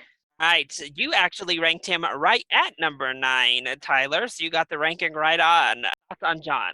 I think he has one of the most intriguing backstories out of at least the characters from the first season. You know, he's like Ned's bastard son. I mean, we don't really have too much background about his, I guess, mother especially, but but just his backstory and he kind of got shipped away to be part of the Wall and the Night's Watch and all that stuff. I think he's going to develop into a much more fascinating character to follow. I mean, he's kind of growing into his own. He does the young, brooding kind of stuff that we've seen so far. I think as the seasons go forward, he's going to develop into a much more fascinating character to follow. He'll have more intrigue to him, more personality, hopefully. There's just something about his character that I do actually think could end up being a lot better than what we got in season 1. I liked a lot of the Starks, I guess, if you want to include him in the Starks. So I guess I'm a little biased there, but I didn't really hate the Night's Watch and the Wall and all that as much as Alyssa. And he has the cool wolf. I guess we have to throw in ghosts. But yeah, Yeah. I think he'll get better. I think he's a solid character right now. I love a good pouty person. So I love me some Jon Snow. He's got the Jon Snow hair going on right now too. Oh So yeah. Coming in just ahead of Jon Snow, we have number 8, Rob Stark. When it came to Rob Stark, Tyler and I ranked him as number 5, Alyssa at number 19. So Yeah, Alyssa, you blew it. he could have been top 5, Alyssa, but why? I Why have no idea. for I have you, no Rob idea what Stark? the hell you guys like about him. You Like, blew he's it. okay. Like, I put him You just blew above it. Jon Snow, but like I am baffled that you guys have him that high. Like, okay, he's an okay character. He has some redeeming strategic kind of thing going on, but otherwise he's just this like kid that shouldn't be leading an army who like everybody's like bowing down. Oh, he's the new king of the north. I was like, what the hell? Like, so clearly you guys would have been like the king of the north with all Yeah, those other probably. people. I'd have been saying, let's But go, King of the North. I really want to know why you guys like him as much as you do. All right. Well, Tyler, I'll let you explain why you put him at number 5. I think he's really likable. I mean, obviously he's young, just like a lot of the people are in the Stark family. I mean, he's going to probably grow into a better character. I like his strategic ability. I mean, of course, I don't know about, I'm kind of iffy on him being the leader already. I don't know if he's shown the greatest leadership skills overall, but I think he's doing like a solid job so far. And I think he's going to continue to develop to be a good leader. I mean, kind of by force, I guess, because he has no other choice but to, pass or fail. As his mother told him, you win or we die. So that's what I'm. That's yeah. But And I, he I wrecks think swords, which is another thing that annoys me about him. it happens. I think he's a well-rounded character so far. I think he's one of the more well-rounded, better characters out of the top 10, at least that we have. yeah, I think Rob, it turns out to be one of the more surprising, likable characters for me. We don't get much with him in the first half of the season. He just kind of is there. But then he takes up this like champion of the stars by the second half, him and his mother. And so you start rooting for these Starks because they're kind of pitted against the Lannisters, which are easy to hate. So you're like, yes, whoever's going to take down these damn Lannisters, I am here for it. He surprised me and the other characters in his abilities because it was also like, who are you and why are you leading this army? But hey, go ahead. I'm willing. I'm down. And Richard Madden, I thought, did a wonderful job in his little. I do love me some Richard Madden, I must say. Yes. So we loved us some Rob. Alyssa, a little bit less so, but still top 20. It's not like she disliked Rob. It was still okay. Next up, we have someone we all agreed on and had pretty high. We have number 7, Jorah Mormont, basically Daenerys's right-hand man, who originally is actually there spying on her and reporting back to the capital, but when push comes to shove, actually ends up saving her life and pledging his sword once he sees those dragons. So, Alyssa, why do you think Jorah is so high on the list? He's just a really interesting and seemingly good character. Like, I know that he was there on like kind of nefarious purposes originally, and like at first I was kind of like about him because sort of is kind of set up as almost a villain, not quite a villain, but He like keeps the disappearing. He like spy of a constantly is like, villain. Right, and he kind of has interactions with Viserys, and it's kind of like this weird thing. But then he gets like good. He's always interesting. He was always entertaining for me. And then certainly when we get to the tea, right? It was like she was gonna get poisoned or whatever with the tea, and wine. like when Yeah. you get to that or wine, yeah, get to that scene, and then like from there on, he was just I don't know. I always liked him, even when I like didn't know who he was. Like I could never remember his name, but I was like, oh, that's the guy I like. And so I by the end of the season, I remembered. Yeah, I liked him. I had him at number 4, so he was like one of my favorites consistently throughout the first season. Tyler, you were right on with this one again. You had him at number 7. Why so? Kind of a lot of the same reasons as Alyssa. I mean, I don't want to reiterate them, just say them all over again. But I liked him a lot as a character, and I thought his growth throughout the season was pretty great. I thought like his evolution through the first season was pretty great. going from being a spy to actually being like a loyal like side person to Daenerys in the end. So I hope that continues. I guess we'll see, but I think overall Jorah Mormont was one of my favorite characters, obviously. Yeah, once he started like getting more candid about his true feelings about Viserys, he stood up to Viserys when he tried to sell those eggs. Yeah, he has a lot of like redeeming moments, and just seems like someone you would want to have as your like protector as well in this And crazy he was world. and he was smart because he put on the armor when he fought that And he was Dothraki. smart. Yeah, he killed that Dothraki you hated. Coming in at number 6, we have Braun, who was pretty identical for us. We had him at number 7, number 8, and number 8. He ended up at number 6 total. Tyler, what did you like about Braun? I thought he was like one of the most hilarious people in the show. I thought he had one of like some of the most funniest lines between him and Tyrion. Tyrion and I appreciated their banter in the episodes that Braun actually was in. He wasn't in like a ton of them. He was in the background, I think, in one or two of them. But then once he actually started getting speaking lines, he became like almost like a fan favorite to me, I guess, in that sense, because I liked his personality. I thought it was badass when he had that fight to free Tyrion, and the banter he had even with them, talking back his witty line. I hope that he's around for much longer, but I guess we'll have to wait and see. I thought he was one of the more enjoyable characters, at least in the entertainment aspects all around, the fighting, the humor, and all that jazz. Right, Alyssa? I agree with that. I think he's one of the more entertaining and enjoyable characters. And I think anybody who has kind of playful banter with Tyrion gets a boost. And he's got some good moments. There's one moment in one of those last episodes, I can't remember if it was episode 9 or 10, but where like Shay and Tyrion are just like all of a sudden gonna go at it, and he's like, oh, that's my cue. And he just has like this best like facial expression before he like leaves. Yeah, that was pretty good. Yeah. He's a very entertaining character. Yeah, Tyrion definitely seems to bring out some of the best in the people around him for sure.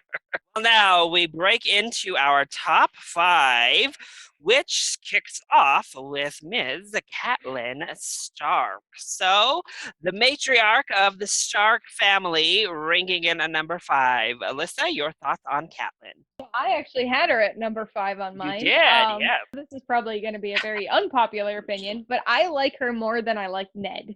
And Ooh. I think she's very interesting, but I think she's also very smart. And she isn't as, I don't know if naive is really the right word, but as willing to rely on other people's loyalty or on other people's like goodness as Ned was. And so she's smart. Like she knows that people are like crappy, and so she works those things to her advantage. She's not afraid to use her status and her family's history, to get people to be on her side, but she's also not reliant on that. She's just like, okay, like milk boy, milk mom, like fine, I'm leaving. I think she's really what's driving the whole the battle stuff, because like Rob's technically in charge, but he doesn't know what the hell he's doing. She's the one that's there, that's like, don't beat up your sword on the tree, don't be a moron, okay, we got this. And she should have beat the crap out of Jaime with that rock a little bit more, That but too, like other yeah. than that, like that's my only kind of con for her at this point. Tyler, you actually had her at number 4. What are your thoughts on Catelyn? I liked her a lot as well. Kind of the same sentiments for the most part as Alyssa. I did think that she was pretty great when it comes to her strategic aspects. She was very smart, very witty. I liked her personality and just the way that she went about things. Whether it was planning things or when it comes to their I guess their plan when it came to capturing Tyrion. I thought that was very fast. That was a very entertaining segment. Just going to show you like she plans a lot ahead, and I think that's a really strong suit for her. And also she just like isn't afraid to get into the nick of the thick of things herself. I think that's a very cool aspect for her character. I mean, I think she's probably one of the more smart characters. I don't think she's the smartest, but I think she's one of the best when it comes to strategic planning stuff. I think she's gonna go far in the show, but I mean, I could be wrong. I guess depending on how good her plans actually are. Yeah, Catelyn's one that I start off not loving because I think she's a little bit mean to Jon. Yeah. But then I definitely start really liking her. Like, yeah, that whole misdirect of not showing her hand in any way, of just saying, help me get him back to Winterfell. and then going the opposite way and going to somewhere else. She has a lot of really great moments. An underrated thing I think is in that last episode. Obviously, she's like distraught when she hears about Ned and goes out to cry. But when she hears her son, like in a lot of pain, you see her like kind of muster up that strength again to go and knows that she has to comfort. Yeah, she's a strong character. It's a really fascinating character, certainly. Our top 4 actually is a huge spread. So the average for Catelyn was number 7, and the average for our number 4 character was a 3.67. So these were far and away our top 4 as a group. And coming in at number 4, we have Arya Stark. So Alyssa, 4? she was your number 1. What's wrong with you guys? 4? So she was your number 1 character. Why is that, Alyssa? Why not? Like, I mean, like, how could she not be your number 1? Well. No, she, I don't know. She's very cool. She didn't have like a ton of like very plot heavy things to do in this season, but it's clear that she's being set up for that. That she is going to become this badass. She's already a badass cool character, and she's like what 9 years old, you know, like she's going to be very very cool. And I could tell that she's going to have some major role. Hopefully she doesn't die in like first episode season 2 or something. But like, I'm like, she's gonna do all this pillow coming in. That's how I felt. That's how I felt. Yeah, I really like her character. I think she is very rebellious at this point. I think she's smart, even though she hasn't had many opportunities to really show how smart she is at this point. But I think she's going to be a character that is going to be able to not only take care of herself, but take care of other people and take care of other things, and hopefully take care of Joffrey with a needle. Tyler, that's on Arya. Yeah, I thought she was a pretty great character all around. I enjoyed her personality, her wit, just all around attitude, really, for the most part. I thought she was one of the more interesting in that sense. She was very entertaining. The only reason I had her a little bit lower is because a lot of her scenes really weren't like integral to a lot of the storylines going on. Because I still had her quite high. I think I had her in the like number 6, I think. Yeah, number 6. But I mean, everyone in this top 10, I would say, well, top 7 or so, I enjoyed a lot. But I think Arya is gonna, like Alyssa said, I think she's going to be a much better character going forward. So the fact that she's already in the top 10 is saying something when it comes to her character. I think she just only has more room to go forward and higher up in the list, unless she just randomly dies. You know, I think that she's going to get a lot more training in the future seasons, and she's going to be even more badass, more witty, more entertaining. But at least for right now, she's not my favorite. Yeah, I think I had Arya actually at number 4, and I think she would be like the scene stealer of season 1. I would say so, yeah. There's a very few episodes where she has a lot of screen time, but every single episode she's in, I think there's only one that she wasn't in the whole season, because worst episode. Every time she's on screen, it's like one of the more entertaining scenes of the episode. She's always entertaining, whatever she's doing, whether it's chasing cats or pigeons, owning those guards, like mouthing off to them, like or being the audience stand-in when Sansa is going on and on about Joffrey and giving that reaction. She was always really entertaining. She already has a kill under her belt, and her story certainly was one of the more open-ended for plot to come forward. Everybody else, like this could go anywhere. Hers at least has like a good direction, and a direction you're kind of excited to see when the season ends. So definitely loved Arya as well. And then we move along to number 3, the final Stark on our list. We have Ned Stark, and this was actually Tyler's number 1 pick. So Tyler, why did you put Ned at number 1? I think he was the best character all around. He obviously cared a lot about, his family and some of his close confidants. I guess that was to his detriment in the long run, that he was too loyal, too friendly to him. But I feel like for the most part of the season, he was the main character. I feel like if you're going to talk about who was the main character of season 1 of Game of Thrones, at least for the large portion of it, it was probably his storyline and all of his him kind of being the detective and going, tracking down stuff when it comes to the lineage of Gendry and the mystery of who killed, was it John Arryn, I believe it was. I think he was the most multi-layered character out of the bunch. He obviously was loyal, but to a fault. But he also, I guess, was, he had a mean streak in him in some cases. I guess he wasn't one of the worst characters. He actually had a heart. One of the very few characters I felt in the show that actually had any sympathy or caring when it comes to everyone else in the show. It's just a shame it ended up being his downfall because now he's dead.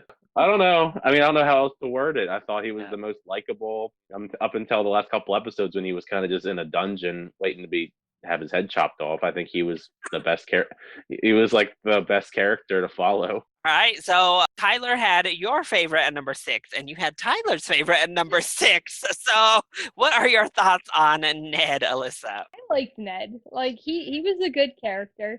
I definitely liked him more in the first half of the season, maybe even first like 2/3.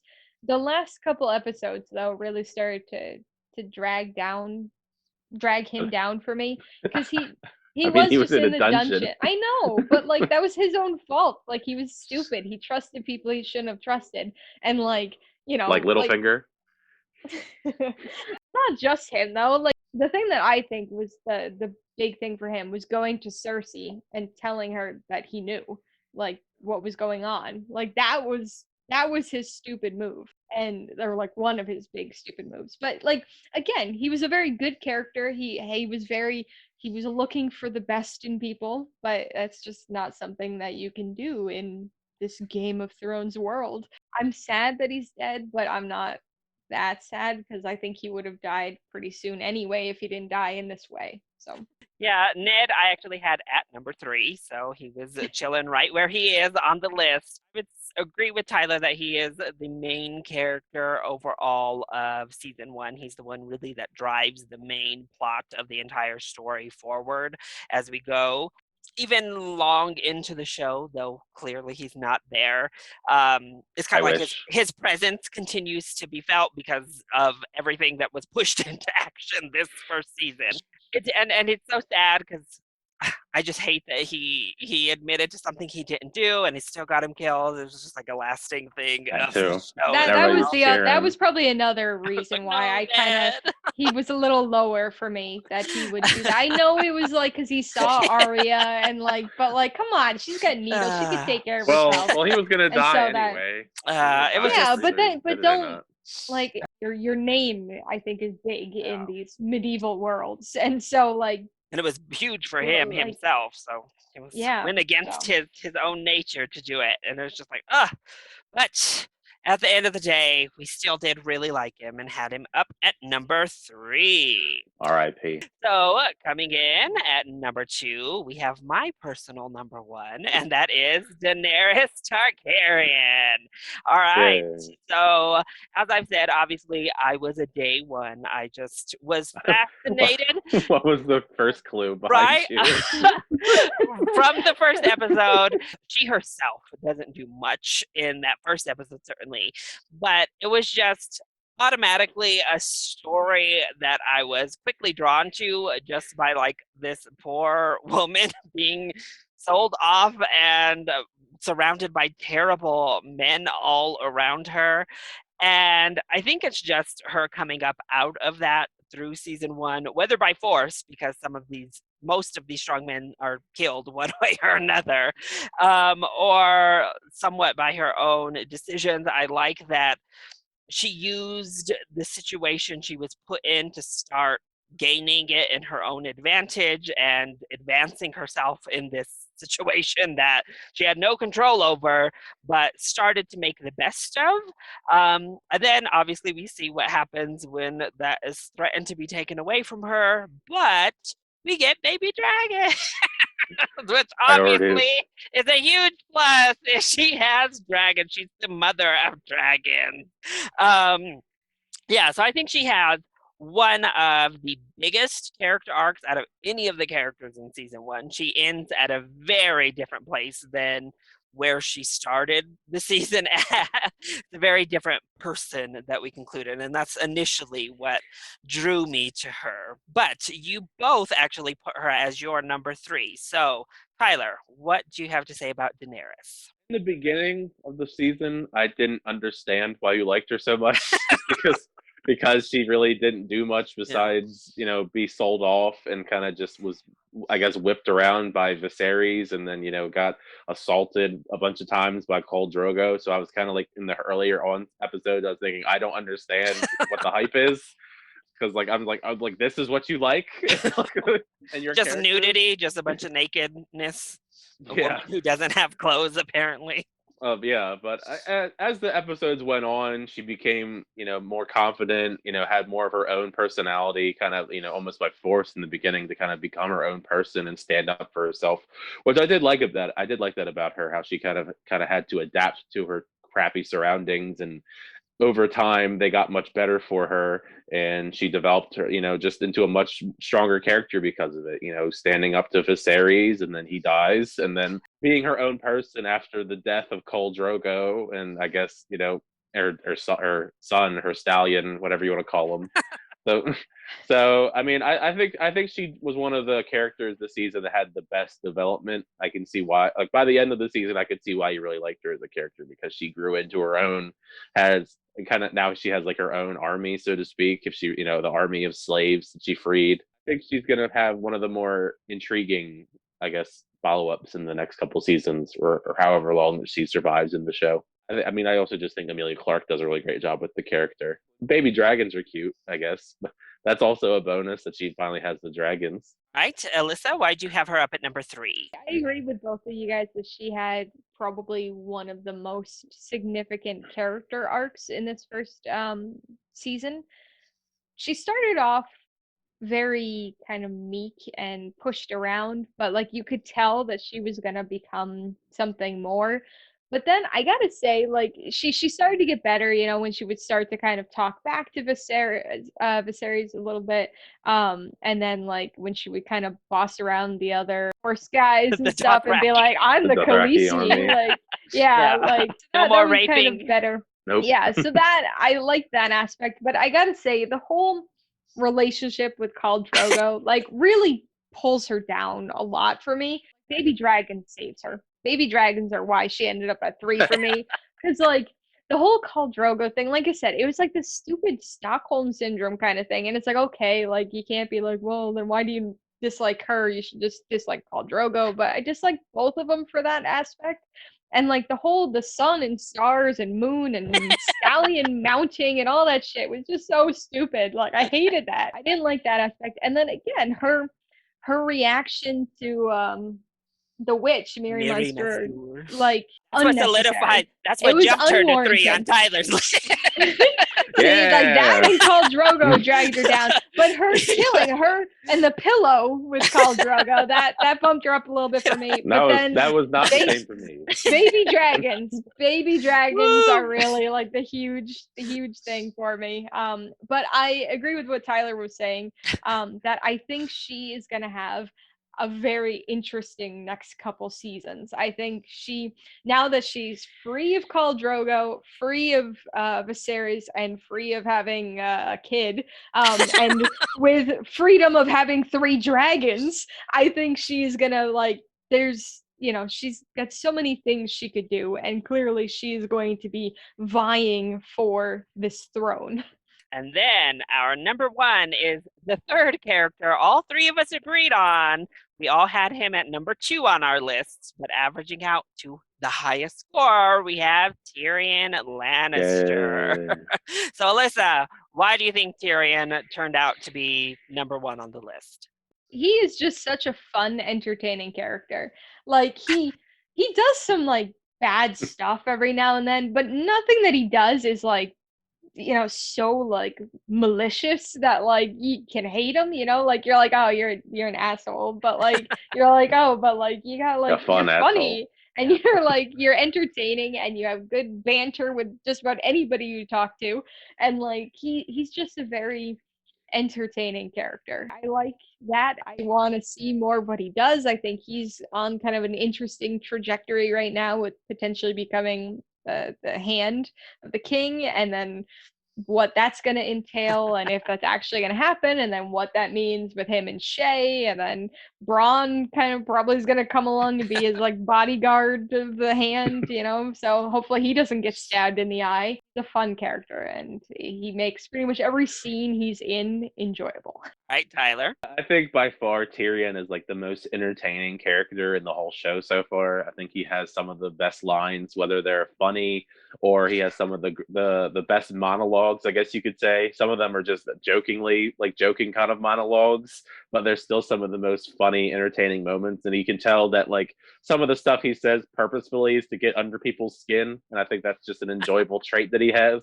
Like Alyssa said, I enjoy his banter with basically every character he has, whether it's just him having some funny, back and forth jokes or insults, or when he like slapped Joffrey earlier on in the season. He knows how to have a fun, good time, no matter what the situation entails for him. Because he's been put in a lot of really crappy situations in the season, and he still finds a way to make it entertaining, no matter what crappy situation he's in. If he's gonna go off and be the hand of the king, I think that's gonna make for some extra hilarious, fun banter and shenanigans. Especially if he's gonna go mess around with Joffrey like on the daily, I think that's gonna make for some hilarious back and forth. Because I mean, as we already saw before, they don't get along too much. So if we get that more often, maybe I'll bump Tyrion to number one this time. Yeah, I think Tyrion is that sarcastic character that mostly does good. Like he comes up with that design so that little Bran can ride on horses again.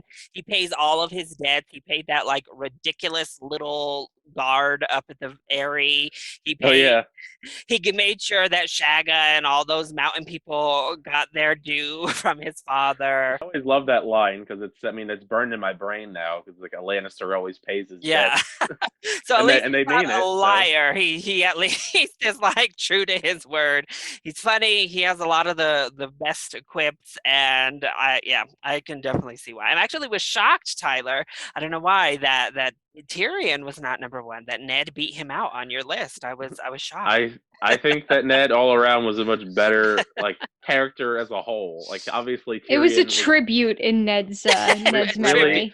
Really entertaining. Yeah, maybe a little bit because I was upset that he died. But as I said when I talked about Ned, I feel like Ned was like the main character of the show for a large portion of it. So I kind of bonded more to his character, and then to just have him taken away from me, like with his head being chopped off.